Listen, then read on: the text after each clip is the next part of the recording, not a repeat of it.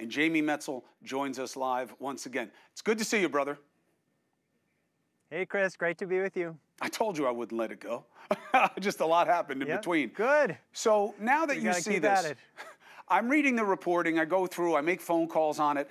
The people in the business of telling us what intelligence they like and don't like are not as impressed as the Wall Street Journal about the Department of Energy's findings.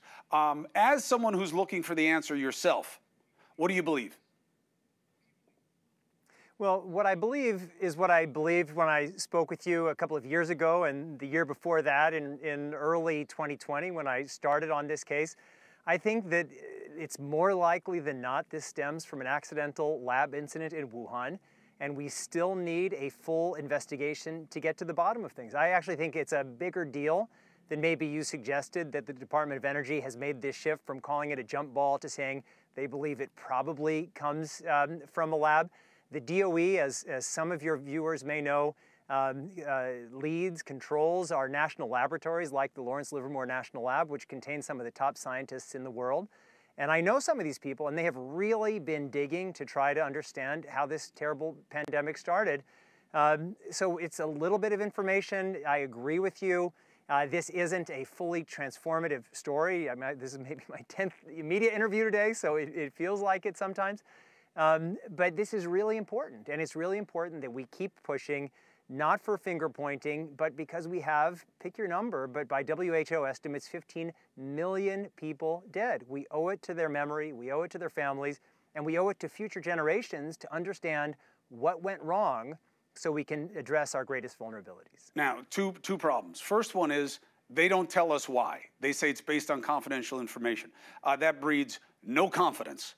So that's shame on whoever allowed it to come out in the first place. I also don't like that you have conflicting reckonings by different agencies of the United States government. They have to speak with one voice. Yes, the FBI says, well, we said a while ago we think it probably came from the lab. Yeah, but you won't tell us why, and you won't tell us under what conditions and context. Now, the other problem is this, Jamie. Well, Chris, China knows. But go ahead, correct the assertion. Sorry. No, not to correct. But I haven't seen this. It's a 5-page intelligence summary. I've spoken to people who have read it. If it's about protecting confidential personal sources, then that's one thing. If it's just they're making the case based on logic or whatever, that's something else.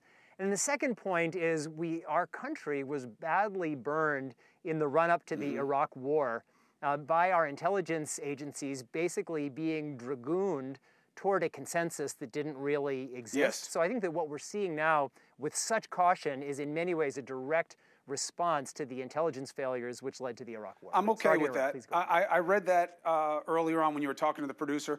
I give you that, first of all, use of dragoon as a word is very good. Second, Jamie is referring to what happened with Yellow Cake, which was a false basis for our aggression in Iraq. Sure. Hussein was a bad guy. He just wasn't stockpiling all these things, and people tried to keep that myth alive. But that's what he's referring to. Low confidence, though, as you know way better than I, Jamie, but just for the audience's sake, I'm making fun of it as a standard because it's somewhat of a joke. Intel people will say to you the same reckoning you have, which is, well, it just doesn't come from the huge basket of sources, and they'd like to have multiple sources, but it doesn't mean the source itself isn't bad. I get it. So it's a good source, but it's still called low confidence. You know, it shouldn't be getting all the heat it is, but it is for political reasons. What I'm saying is everyone should be angry, just not at you, certainly not at me, not at each other, but at China. China knows what happened here. They have the ability to know, and they may know already. What do I have wrong? No, you're exactly right. People should be upset. We have all of these people dead. All of our lives were disrupted. This is an answerable question. The reason we don't know the answer, it's not Fauci, it's not Collins, it's not the NIH, even though there's a case to be made that Fauci, Collins, and the NIH have more information to share, and we should welcome that.